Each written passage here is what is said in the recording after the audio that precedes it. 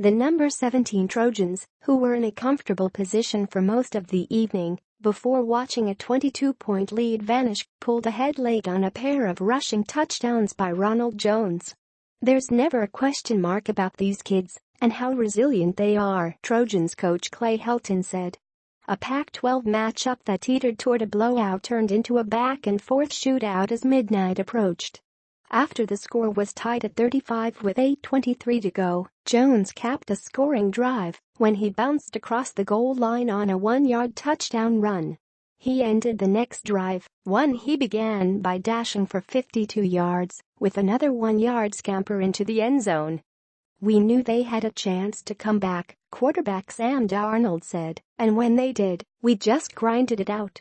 Before Jones' go-ahead 1-yard run, Darnold found the junior running back for a 33-yard completion, positioning the offense at Arizona's 10-yard line. It was a critical sequence, one Helton described as probably the biggest play of the game. Before Darnold delivered his pass along the north sideline to Jones, he was forced to roll out of the pocket to his left and throw across his body. "When he threw it and completed it, even I was like, whoa, that is about as big time as you get," Helton said. It was the 5th time in 8 of its victories this season that USC had either been tied or trailing in the fourth quarter, forced to mount a comeback. Darnold, in the final 15 minutes, completed 6 of 7 passes for 94 yards. The final push helped the Trojans stave off the Wildcats, 6-3, 4-2 in the Pac-12, who were number 22 in the debut college football playoff rankings and had entered on a 4-game winning streak, spurred by Khalil Tate, their dynamic quarterback who took over as the starter in October. Barring a late-season collapse, USC, 8-2, 6-1 in the Pac-12, should capture the Pac-12 South. To clinch the division, it needs only one win in its final 2 games of the regular season, at Colorado and against UCLA. It holds the tiebreaker against both Arizona and Arizona State.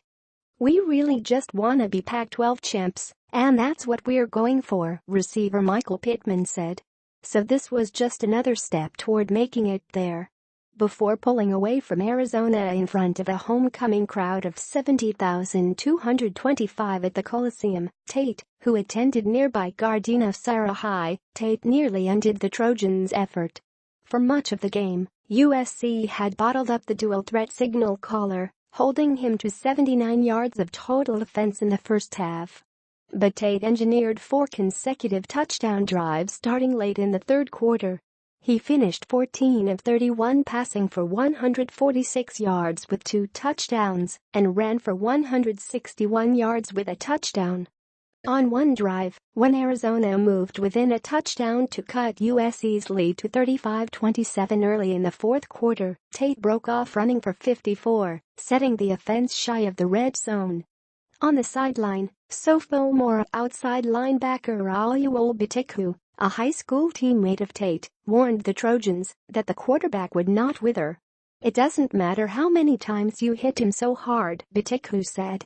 "Tate is going to get up and try to run the ball on you. He's not like the other quarterbacks. When you hit them, they're going to be scared to run the ball. Tate, you're going to hit him, and he's going to come back. Keep running the ball." Smiling. "He's not a player who looks at the score. He's a player who just wants to play hard and win." Tate ended up accounting for 307 of the Wildcats' 380 total yards.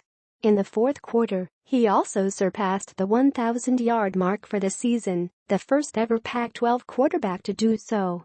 But USC's defense also picked off the sophomore passer twice in the fourth quarter and sacked him 5 times. Arizona had allowed 5 sacks for all of October. "We knew we had to continue to fight, and our offense did a good job of putting up points as they were gaining momentum," said Gene Harris, USC's nickel cornerback who had one of the 2 interceptions of Tate.